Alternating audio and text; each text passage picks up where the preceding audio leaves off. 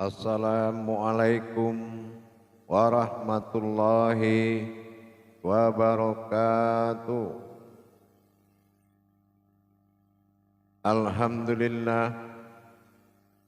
Alhamdulillahi rabbil alamin.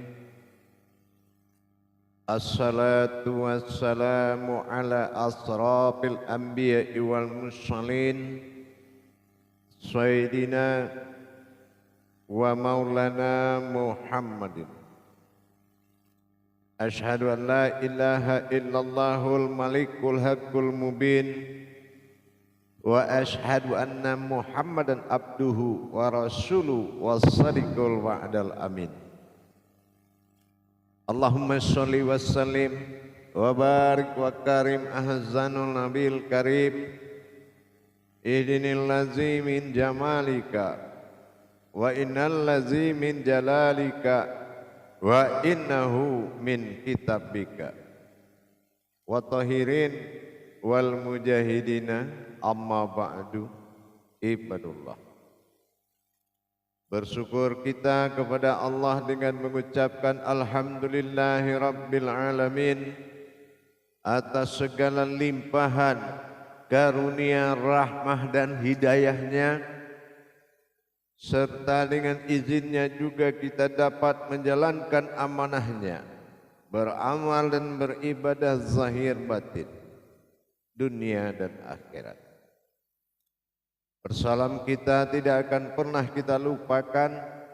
Marilah sama-sama kita sampaikan kepada junjungan kita Nabi Allah, Nabiul Akhirul Zaman, Rasulullah Muhammad sallallahu alaihi wasallam. Atasnya kalimahnya kita kalamkan dengan membacakan Allahumma sholli ala Sayyidina Muhammad wa ala alihi Sayyidina Muhammad. Alhamdulillah, bertemu lagi dengan saya Guru Mursyid Syekh Nur Muhammad Buya Irwan Maulana Al-Khalidi, Pasaman, Sumatera Barat. Tentunya dalam rangka kita tingkatkan iman dan takwa kita dengan bertalabul ilmi dan belajar menuntut ilmu, berbagi wawasan, terutama dalam makom Majelis Dzikir Ma'rifatullah Indonesia, dalam naungan Yayasan Islam Hidayatul Mubarakah, dalam syiar tayangan YouTube Buya Pasaman Timur, kupas tuntas ilmu hamal dan ibadah, hakikat menguasai segala tujuan dan maksud, yang insya Allah kita akan selalu berbagi wawasan dan ilmu pengetahuan. Mudah-mudahan insya Allah bermanfaat buat kita bersama. Alhamdulillah jamaah, untuk saat pertemuan dan tayangan yang akan saya sampaikan ini adalah berhubungan dengan dasar-dasar kita menerima tauhid kepada Allah. Dasar-dasar kita menikmati bagaimana dengan kehidupan Tuhan pada diri kita. Dan dasar-dasar bagaimana kita menjalankan hakikat ketuhanan pada diri kita. Kalau kita tidak memahami bagaimana kita melayani sebuah kodrat yang bertajalli kepada diri kita, sehingga kita bisa menjalankan kehidupan yang berkodrat ketuhanan, merasakan kehadiran Tuhan, menjalankan kodrat Tuhan, dan menetapkan Tuhan pada hayat hidup diri kita sebagai mawujud daripada Tuhan. Tentulah kita harus memiliki kiat-kiat dan dasar-dasar. Dikatakan kalau kehidupan kita adalah kehidupan ganda, kehidupan ganda yang dimaksud adalah dua hayat dalam satu jiwa, atau kita balik dua jiwa dalam satu hayat. Ini menandakan kebenaran Tuhan pada diri kita dan pola hidup cara Tuhan berhayat Ini kita harus bisa melayani kodrat tersebut, atau kita harus mengerti dengan kiat-kiat ketuhanan pada diri kita.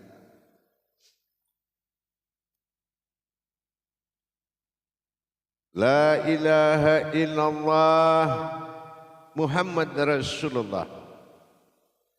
Kalau sudah kita menyediakan kodrat-kodrat ketuhanannya pada diri dan bagaimana dia berhayat pada diri kita dan bagaimana kita melaksanakan hubungan sambung rasa dengan wujud diri yang dikatakan wasilah Tuhan, bagaimana kita mengadakan sambung rasa di dalam menjalankan kehidupan 24 jam di dunia ini terhadap Allah. Kalaulah kita tidak bisa tidak memiliki kemampuan bertuhan, maka ini tidak terjadi hablum minallah. Hablum minallah ini hanya karena kita sudah bisa menampakkan hablum minan nas. Nah, bagaimana kita caranya untuk merasakan dan menikmati hidup dengan kekuatan Tuhan? Tentulah kita tidak bisa membawa dengan pola-pola kemanusiaan. Dan bagaimana kita menghubungkan kehidupan Tuhan dengan kehidupan alam semesta? Kita tahu manusia ini adalah batasan Allah. Apa yang dikatakan batasan Allah? Dari tubuh ke dalam adalah alamnya Allah. Dari tubuh keluar itu alam semesta. Ini beda. Ini sangat jauh beda cara perlakuan dan cara hidup. Mendirikan alam Allah, Allahu alam, adalah wujud daripada diri. Berhayat kepada alam semesta ini ada batasan-batasannya, ya. Ada batasan-batasan dua hidup ini. Kehidupan Allah bernama Hayyun dan kehidupan alam bernama Hayat. Nah, ini cara menjalankan pola hidupnya ini harus kita mengerti dengan kiat-kiatnya. Kalau enggak ini bisa bercampur aduk. Kehidupan Allah akan bisa diatur oleh alam sehingga tunduk kepada alam. Harusnya kehidupan alam tunduk kepada kehidupan Allah. Kehidupan Allah adalah diri. Kehidupan alam adalah semesta. Ini juga beda sangat. Nah, ini yang ada dengan cara kita melaksanakan kiat-kiat ketuhanan itu melalui 3 cara. Yang pertama melalui hayat atau hidup. Hidup tidak akan bersekutu dengan kehidupan. Hidup Allah adalah wujud, sementara alam bersifat maujud. Ini beda. Kalau alam memiliki kehidupan semesta diisi dengan makhluk, tapi kalau Allah mendirikan alam diisi oleh wujudnya semata, wujudnya sebagai alam. Ini perbuatannya beda. Dan bagaimana kita menyambungkan kehidupan dengan yang hidup? Sambung rasa ini terjadi dari 3 kodrat. Pertama, sambung rasa ini adalah dari hayat. Hayat ada hidup di dalam kehidupan. Ini cara menjaganya. Yang hidup adalah diri, alam adalah kehidupan. Mana mungkin ada sebuah cahaya tetapi bolamnya tidak ada, lampunya tidak ada, tapi cahaya ada. Nah, ini antara hidup dan kehidupan. Kita ibaratnya sebuah bolam lampu. Alam ini cahayanya, ini kehidupan. Berarti tidak bisa dipisahkan. Dan Allah adalah daya dari semuanya. Nah, ini yang disambungkan. Jadi kalau bagaimana dengan hayat? Hayat itu adalah apabila kita sudah mendirikan hayat Allah pada diri. Jadi kalau ada yang melihatmu, ada yang mendekatimu, ada yang menyentuhmu, itu adalah hayat Allah semata. Yang dia sentuh hayatnya Allah. Hayatnya Allah, tidak ada kematian baginya. Itu hayatnya Allah. Jadi kalau kita memisahkan dan menetapkan kehidupan pada alam ini, kita jangan melihat sisi mati. Ini adalah sisi hidup yang menghidupkan.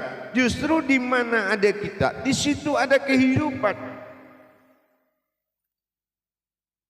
Ini luasnya. Sebuah kodrat kehidupan itu adalah yang hidup. Hidup itu adalah diri. Nah, jadi kalau adakah pandangan-pandangan dari kehidupan menuju hidup, laksana dia melihat sifat hidup, sebuah hidupnya Allah. Jadi ini keterpisahan dalam hidup. Hidup berawal dari yang menghidupkan, sementara kehidupan berawal dari yang hidup. Berarti kita harus menjaga marwah, derajat dan martabat hayatnya Allah, yaitu hidup. Ini hidup, ini hidup. Kita harus jaga martabat itu. Jangan sampai martabat itu terhina oleh kehidupan. Ini batasannya, termasuk as-sajadahnya. Ini adalah batasan atau as-sajadah. Ya, as-sajadah adalah kolbinya Tuhan. Kolbi adalah jasad yang rahimnya Allah. Inilah yang dikatakan jasad. Ya, kolbi itu, ini jasadnya. Jasad disebut dengan kolbinya. Yang kedua adalah mengenai sir atau rasa. Berhubungan dan berinteraksi dengan alam, wujud Tuhan ini memiliki bahasa dengan rasa. Apa yang kita lihat dan berkomunikasikan, berhubungan rasa, mengontrol rasa yang datang dari rahasia. Mana rahasianya? Itulah kolbi yang sangat halus, yaitu kolbi yang ada dalam kolbu. Nah, ini akan menghadirkan suatu rasa dengan apa yang kita ingin bicarakan. Ya Allah, bolehkah nggak saya ke situ? Dia akan menjawab. Begitu kita menarik dan menjemput jawabannya, dia akan melahirkan rasa, dan rasa ini akan membuat kita bisa menerjemahkan berupa bahasa, boleh atau hati-hati atau tidak boleh. Nah, ini kedekatannya. Itu yang dikatakan dengan sir atau rasa. Nah, ini sambung rasa yang kedua, yaitu dari rasa, yaitu dari pandangan yang bisa kita menerjemahkan berupa kata. Nah, ini yang berupa kalam. Jadi kadang-kadang kita mengantarkan suatu pandangan kepada Allah, sesuatu yang kita niatkan, tiba-tiba datang rasa yang menerjemahkan cuma kita saja yang tahu. Datang rasa menyatakan boleh atau bagaimana terhadap keadaan yang kita inginkan. Ini sudah sambung rasa. Jadi tidak ada perbuatan kita, tapi kita menjalankan, mentajalikan perbuatan hidup kepada kehidupan. Ini di bidang rasa, kegetaran. Kadang-kadang kalau dia enggak setuju setelah kita memohon kepadanya, datang rasa gelisah, cemas, dan banyak yang dijawab dengan rasa. Nah, ini rasa.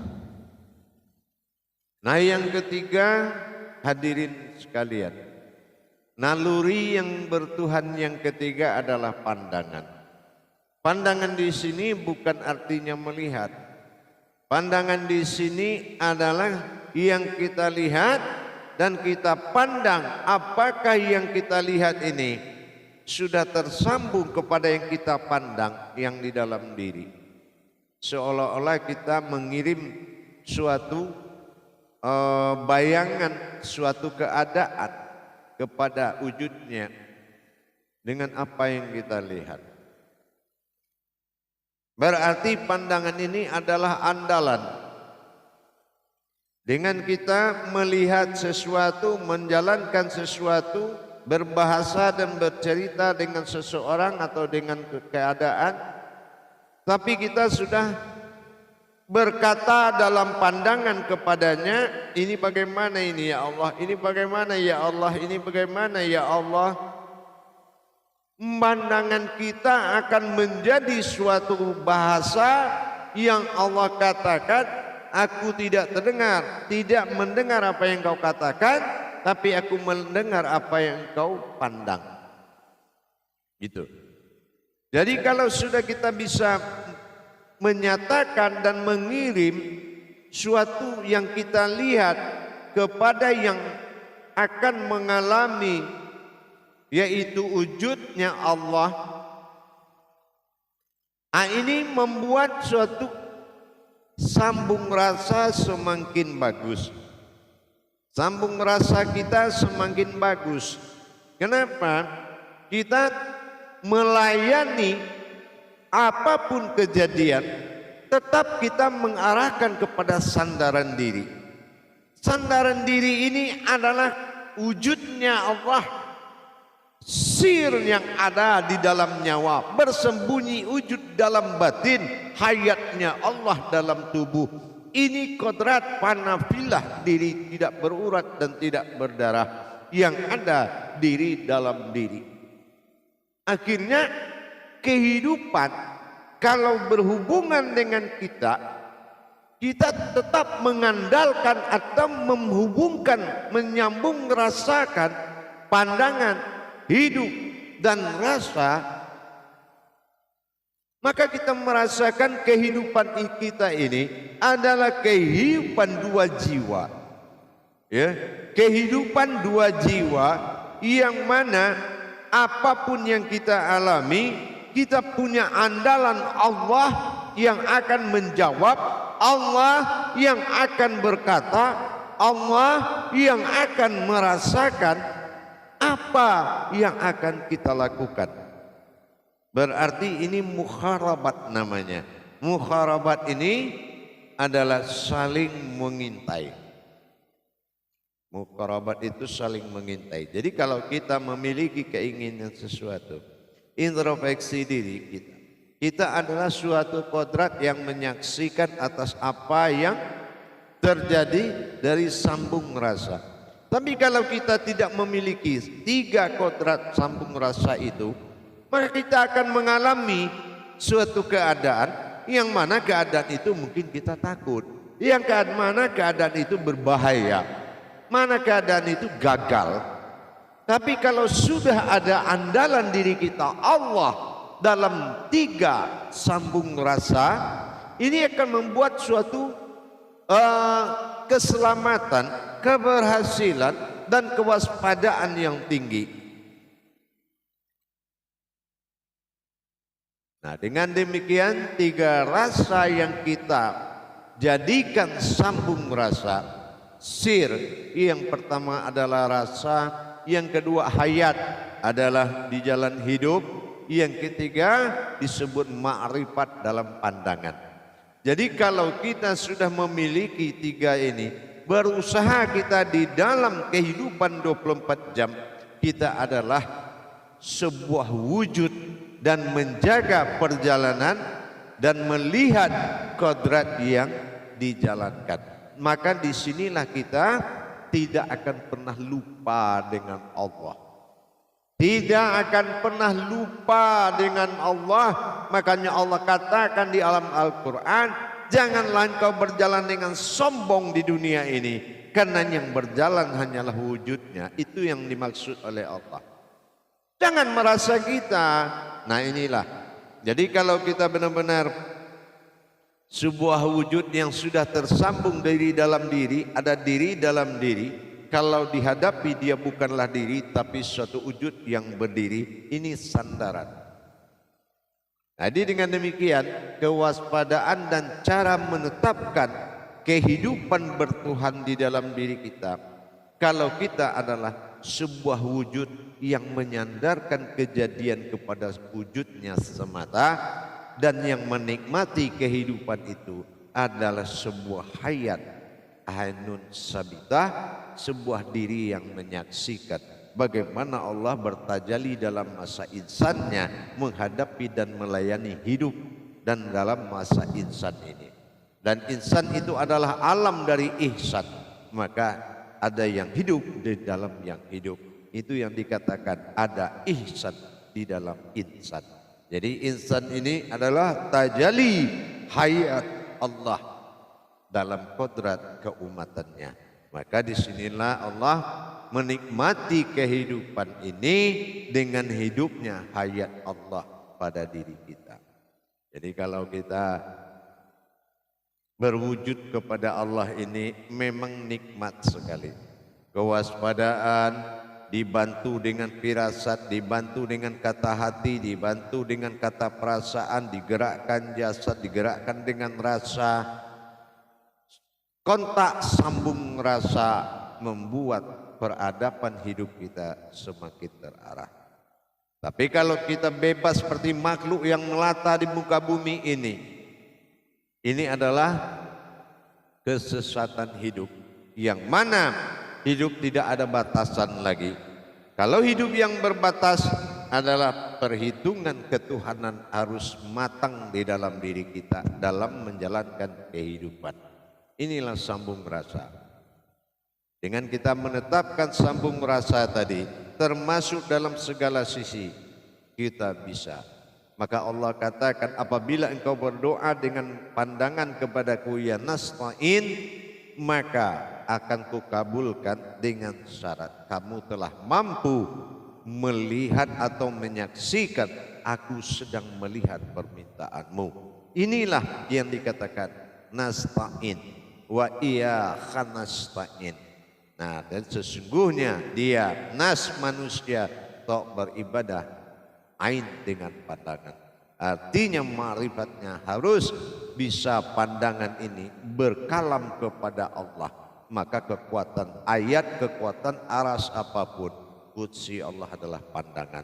Dengan kita mendirikan pandangan, bukan melihat tetapi memandang. Bukan melihat, saya ulang sekali lagi, bukan melihat tapi memandang. Apa yang dikatakan memandang? Melihat siapa yang sedang melihat, itu namanya memandang. Memandang siapa yang melihat. Nah, kalau doa dan permintaan itu adalah sifat insaniah kita, tetapi dalam pelaksanaan qabul harus kembali kepada perbuatan diri lagi, kepada wujudnya. Nah, dengan kita memohon suatu permintaan, tapi kita harus melihat permintaan kita sendiri sedang dilihatnya. Ini adalah suatu doa yang sangat mulia. Wa iyyaka nasta'in. Nah, dengan demikian kita mulai menterapi diri kita dengan bagaimana hidup di jalan tauhid, bagaimana hidup di jalan ketuhanan. Gerak Tuhan, pandangan Tuhan, rasa kepada Tuhan, ini tidak boleh putus. Ini yang dikatakan wujud. Jangan wujud kata orang wujud pada kita. Wujudnya Allah atau hayatnya Allah, sirnya Allah, melihatnya Allah melalui perantara sebuah maujudnya, maka hidup itu akan kamu saksikan. Belajarlah kamu menyaksikan hidupmu, apa yang kamu lakukan dalam permintaanmu sendiri, tapi jangan kamu lupa menyaksikan apa yang telah kamu minta kepada Allah. Saksikanlah orang yang mengabulkan permintaanmu, maka kamu sesungguhnya wujud yang bersaksi. Jadi kalau kita sudah bisa meningkatkan iman kita ke jalan tauhid syiriah tadi, mudah-mudahan kita sudah ada yang mengikuti dan menyelamatkan kehidupan kita. Wa fi anfusikum afala tubsirun. Sesungguhnya aku ada di dalam dirimu sendiri. Afala tubsirun, kenapa engkau tidak paham dan tidak mengerti dan tidak merasakan dan tidak melihat? Inilah kelalaian kita selama ini. Kita ini laksana ayam tidur di atas padi tapi mati kelaparan. Sudah bersembunyi Allah dalam diri, baru kita lupa dengan Dia. Yang diperkirakan ada kekuatan lain tidak bernama Tuhan, itulah yang kita katakan Tuhan. Jadi inilah kesalahpahaman kita. Maka kembalilah kita kepada kedekatan diri kepada Allah, yaitu diri yang dipakai dalam hayatnya Allah. Disitulah insan meletakkan doanya, mabrur, insya Allah. Pelan-pelan kita mulai merasakan ada kehidupan Allah dalam diri kita. Pelan-pelan kita mulai merasakan ada kehidupan Allah dalam diri, dan manusia adalah batasannya. Batasan Allah dari dirimu ke dalam, batasan alam dari dirimu keluar. Hari ini belajar kamu menghormati dirimu dengan niat menghormati Allah. Dan jangan menghinakan kehidupan Allah kepada kehidupan alam semesta. Tapi jadikanlah alam ini berkasih sayang dengan alam semesta. Insya Allah. Mudah-mudahan bermanfaat buat kita semuanya dalam rangka mendirikan rasa naluri bertuhan kepada Allah. Baik jamaah sekalian, mudah-mudahan bermanfaat bagi para hadirin dan jamaah kaum muslimin dan muslimat yang ingin mendapatkan tuntunan belajar bagaimana kita mengenal hakikat Tuhan pada diri kita dalam menjalankan hakikat amal dan ibadah. Silakan menghubungi YouTube Buya Pasaman Timur dengan nomor telepon 0813 9833 7904 dengan Buya Pasaman Timur. Insya Allah mudah-mudahan kita sama-sama belajar. Ambillah hak, baiatlah dirimu, halalkan, mintalah halal kepada Allah dengan kita berbaiat memiliki mursyid. Ilmu tauhid tanpa ada mursyid tidak akan pernah berjalan. Insya Allah. Ingat alam saya, hati-hati, yang menuntun hidup ini hanya dua. Kalau tidak mursyid pasti ada yang menuntut sesuatu yang tidak diinginkan. Hati-hati dalam menjalankan. Carilah ahli dirimu, sesungguhnya ahli dirimu lah yang tahu bagaimana dirimu yang sebenarnya. Barakallahu ya karim ya rahman ya rahim. Akhirul kalam. Wabillahi taufiq wal hidayah. Assalamualaikum warahmatullahi wabarakatuh.